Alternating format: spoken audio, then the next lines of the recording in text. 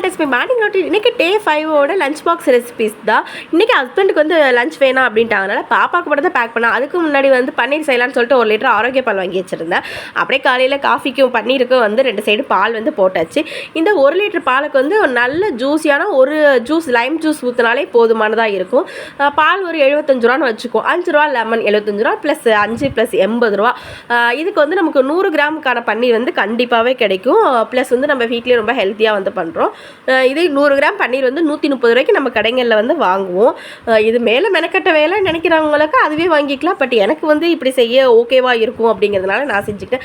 அப்படியே பாப்பாவுக்கு வந்து லஞ்ச் பாக்ஸ்க்கு வந்து நெய் போட்டு சப்பாத்தி வச்சுட்டேன். எப்பொழுதுமே அவள் சப்பாத்திக்கு வந்து என்கிட்ட டொமேட்டோ சாஸ் தான் வந்து கேட்பாளா.